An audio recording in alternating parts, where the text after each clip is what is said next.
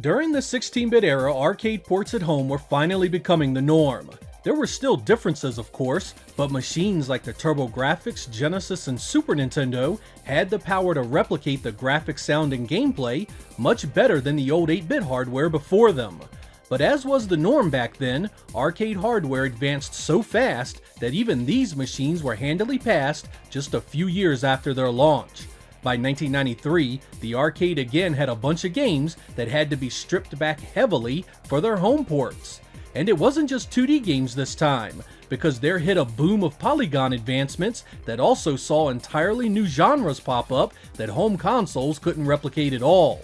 When the new 32-bit systems like the Sony PlayStation and Sega Saturn were announced, much of the excitement was based on getting both 2D and 3D arcade ports at home mostly intact. And that's the basis of what you'll be seeing in this episode. I have chosen 8 games for us to go over that were arcade ports to the Sega Saturn. This list was very deliberate. I have 2D horizontal and vertically scrolling shoot-'em-ups, a 3D polygon fighter, a 3D shoot-'em-up, a 2D action game, a 2D hand-drawn fighter, a sprite scaler, and finally a 2D digitized fighter. How did the Saturn handle all these game types and technologies? Let's find out.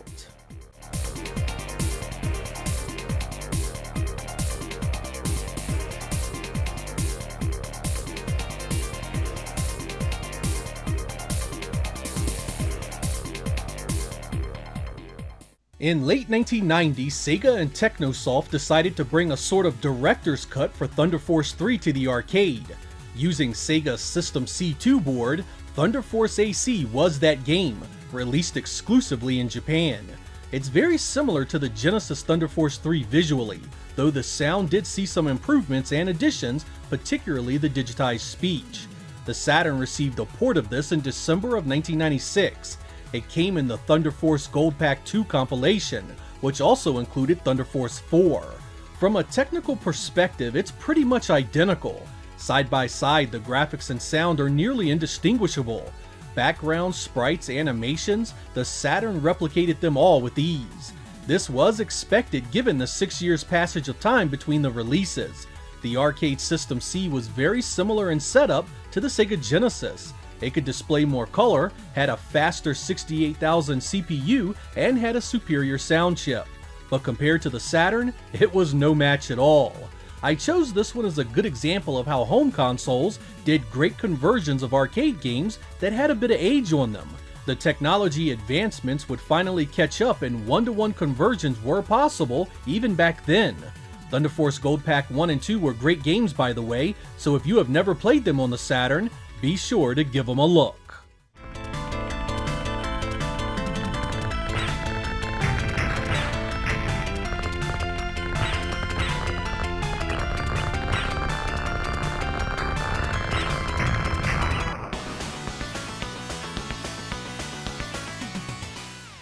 For our next game, let's choose something that changes the perspective a bit and came on newer arcade technology.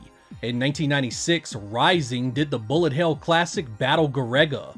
The arcade used Toaplan's version 2 board, which was host to a ton of classic shoot-'em-ups like Armed Policed Batrider, Batsugan, Grindstormer, and Truxton 2.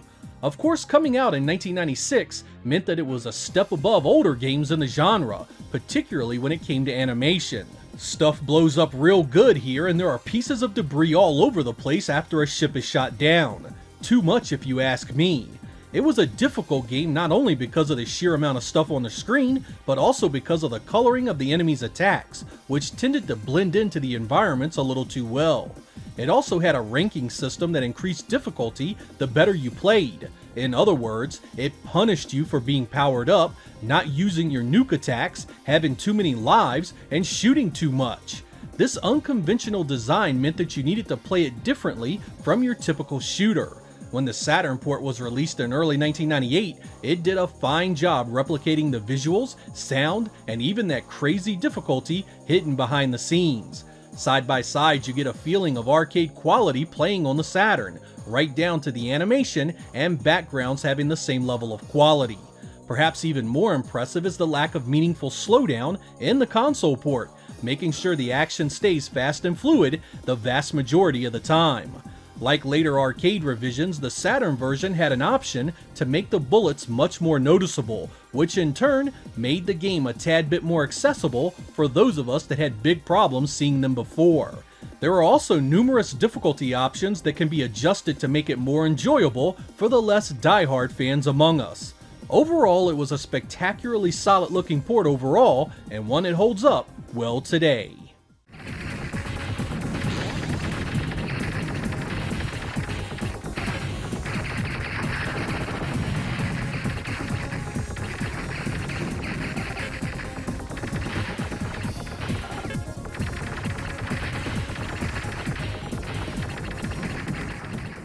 Moving on to 3D fighting, we have Tecmos Dead or Alive. The arcade version was released in late 1996 and powered by Sega's incredible Model 2 board. That pretty much meant it was a looker, with great polygon models and of course 3D backgrounds. If you were a fan of Virtua Fighter 2 in the arcade, you'll be a fan of this. It also caught the attention of many thanks to its large busted cast of women, which often were bouncing frantically all over the place during battles. When it came home to the Saturn, it needed a number of concessions in order to make it happen. First, the nice 3D backdrops of the arcade are completely redone as layered 2D images. This was a huge blow to the presentation and does take away from the overall wow factor. The polygon models also needed to be scaled back significantly and aren't nearly as well defined. Fortunately, these things do not ruin an overall impressive showing on the Saturn. Like Virtua Fighter 2, it runs in the Saturn's high-res interlaced mode that runs at a rock-solid 60 frames per second. That means all that glorious animation is intact and just as good as it was in the coin-op.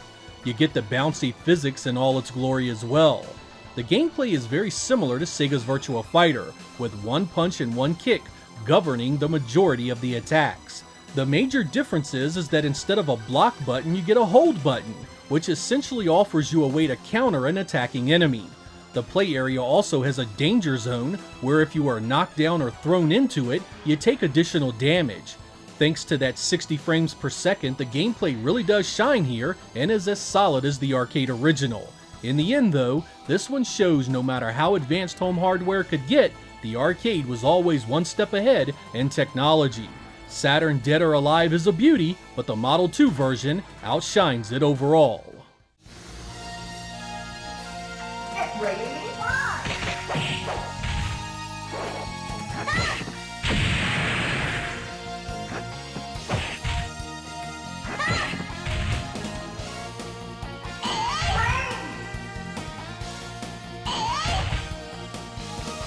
Winner! I was very specific about choosing Layer Section 2 here. Not only is it a 3D polygon shoot 'em up that was released first in the arcade, but it also was done on Taito's FX1B board, which was based on Sony's PlayStation. The naming of these games can be quite confusing. This is the sequel to the 2D Ray Force, which was known as Layer Section and Galactic Attack on the Saturn. Though the sequel is called Layer Section 2 here, it was known as Ray Storm in the arcade and on the PlayStation. Like Part 1, it's a vertically scrolling shoot 'em up that allows you to attack with both a main laser cannon and a lock-on weapon similar to the Panzer Dragoon games. The big change is, of course, the 3D polygon graphics. Now everything scrolls by in 3D, including the enemy ships and boss encounters. This was incredibly impressive in its day. Not only did it add a cool sense of 3D space, but it allowed for some notable set pieces like waterfalls and cityscapes that looked down on buildings as they passed by. When the Saturn got its port, it had to mimic hardware that was radically different from its own. While it did an overall commendable job, it did need a number of things changed to make it work. First, the screen-filling transparency effects were made into mesh blobs that look nowhere near as nice. On anything above composite video, it just doesn't look the same. There are also numerous areas of slowdown in the Saturn version that you didn't see in the PlayStation-based editions. It's nothing game-breaking, mind you, but it's there and it's noticeable. The Saturn textures also come off a tad worse for wear, and just don't look as good. I feel this one really shows the difficulty of porting games between architectures that were based on very different designs. It's something the Saturn would have issues with its entire run. It's not a terrible port, I just wish it was up to the quality of the first layer section, which was drop dead gorgeous.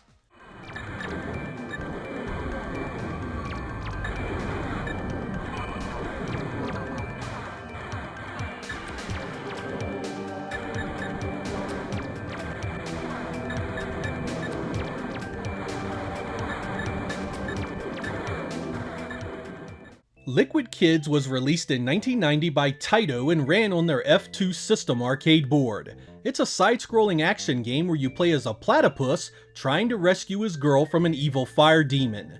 Thanks to the power of the F2 system, it featured tons of sprites on the screen, great animation, and smooth gameplay. The water effects were particularly impressive as it mimicked water flowing around the obstacles you encounter. There's lots of platforming, things on fire that need putting out, and vehicles to help you out of a jam. When it hit the Saturn in 1998, the question really wasn't could the Saturn handle it, but rather could it do it perfectly. Turns out it could, and this game, despite the 8-year difference in releases, is still absolutely beautiful. Color, animation, effects, number of sprites on the screen, it nails the look and feel of the coin-op original. Side by side, it's how you want your arcade conversions to go. The large bosses are spot on as well. The Saturn release was Japanese only, but fortunately it has a mode that turns it into an English-friendly blessing. Don't let these cutesy graphics fool you into thinking this is a kid's game and not worth your time, however. This one gets seriously challenging really fast. The Saturn never misses a beat, and you'll see no sprite flicker or slowdown to mar the excellent presentation. Along with that English mode, there is a water transparency toggle to spice up the visuals a bit. It's a winner and well worth playing.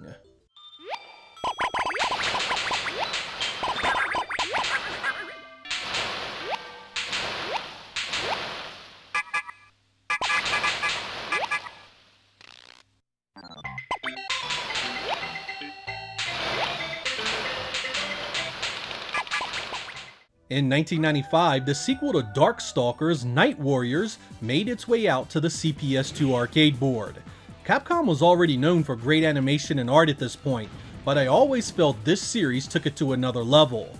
The otherworldly backgrounds and fighters just ooze personality, and with gameplay that took a ton of inspiration from Street Fighter II, how could you not love this to pieces? When Capcom ported it to the Saturn less than a year later, in early 1996, it was among the first of their CPS2 conversions. Thankfully, the Saturn had zero issues pulling off the color, sprite size, and detail of the arcade original, mimicking its great art perfectly. But the Saturn was a CD-based console with limited memory, and since this was before the expanded RAM cartridges, we do lose some animation in the conversion process. The Saturn's RAM was just too small to do all these frames alone, but you do get the option to see the full frames if you choose the same fighters. Outside of that, this is a great playing and sounding release that my friends and I geeked out on when we imported it at its release. Most of the animation cuts were more noticeable on the larger fighters, and what was there still looked fantastic.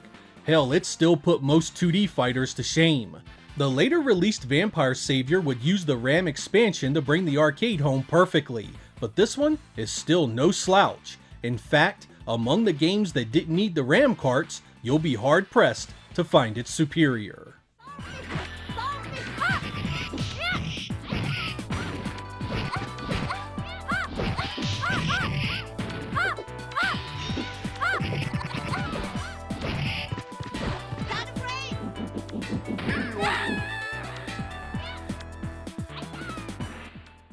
In 1998, Taito released Chase HQ, a combat racer that was powered by their Z system architecture. Though it rendered differently, it was essentially their answer to Sega's Superscaler technology, giving you a sense of 3D movement in a fully two-dimensional game. The goal was to hunt down enemy vehicles and smash into them until they were too damaged to continue. Its sequel, Special Criminal Investigation, came a year later on the same arcade hardware and added weapons to the mix so you could blast the enemy's cars when you got close. These games were ported a number of times to different consoles, but in 1996 they were paired together on one disc for the Sega Saturn. I chose this one because I had really expected the Saturn to be loaded with games of this type. I figured Sega and its third parties would take sprite scaling style games to the next level, but there are actually precious few of its type. That's a shame too, because as you can see, the Saturn had the chops to do these games justice. When an engine was coded properly, you got a pretty solid representation of the arcade top to bottom. Visually, the two side by side really are incredibly close, right down to the timing of when something appears on the screen and moves by you. Sadly, it was actually Taito's and Sega's better sprite scalers that were completely ignored during that time period. Sega left games like Outrunners untouched, and Taito chose this over superior Z-System classics like Space Gun, Double Axle, and Aqua Jack. Fortunately, we did get a Night Strike report showing once more the Saturn could do these games easily.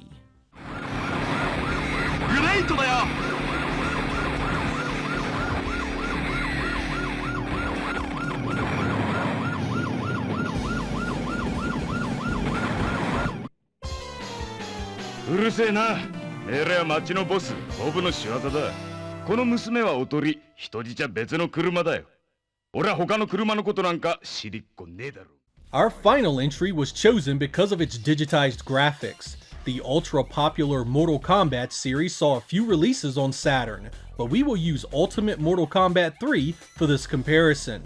Originally released in 1995 as an upgrade to the standard Mortal Kombat 3, it was done on Midway's Wolf unit, an arcade board that specialized in digitized and pre-rendered sprites and backgrounds. The end result was a great looking and sounding two-dimensional fighter that had loads of color and tons of animation. When it made its way to the Saturn just 7 months later, I was expecting a near perfect port top to bottom. But like Capcom's fighters, Ultimate Mortal Kombat 3 needed a few cutbacks to fit into the Saturn's limited RAM pool. While it was able to get the image itself faithful, we lost some sound effects in the process. The morphing Shang Tsung introduces pauses during gameplay that are just nasty, and there are some loading hiccups before a fatality starts. But for all these irritations, side by side, you really have to commend the Saturn for doing the game so well. It also plays great and allows you to pull off most strategies that worked in its coin-op incarnation. It's based on the Mortal Kombat 3 port that was released on the PlayStation, so the interface looks the same as that, and it lacks the additional color-swapped fighters seen in the 16-bit versions. The real takeaway here is that the Saturn once again could mimic the look of two-dimensional arcade games almost to a T, and it was only the CD-ROM technology and the RAM it relied on that limited what the machine was capable of. Even with that limitation, the Saturn and arcade versions are far more similar than they are different, and that meant everything to us back then.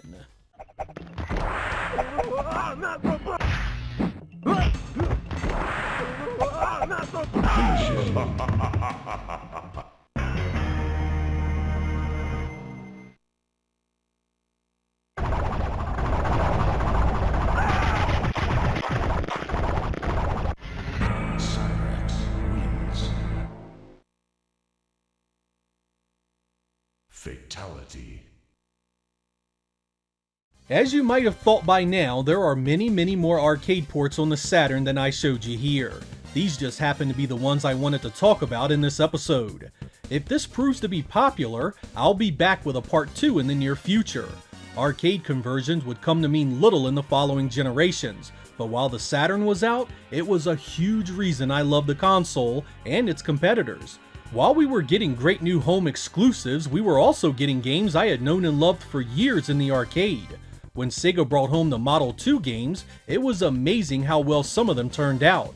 Despite some downgrades visually, most played almost identical, which is really all that mattered to me in the end. Of course, it was always special to get something that looked as good as it played, and the Saturn had plenty of those as well. Outside of some sound and resolution differences, two-dimensional arcade ports were almost always stellar. Whether you loved racing games, fighters, shooters, or whatever, this great console had a large amount of choice if you were willing to explore its Japanese releases. If you loved two-dimensional games in general, there was enough here to satisfy even the most die-hard gamer. It wasn't the first console to do arcade ports justice, but it was damn sure one of the best. I'm Sega Lord X, thank you guys for watching, and I will catch you next time.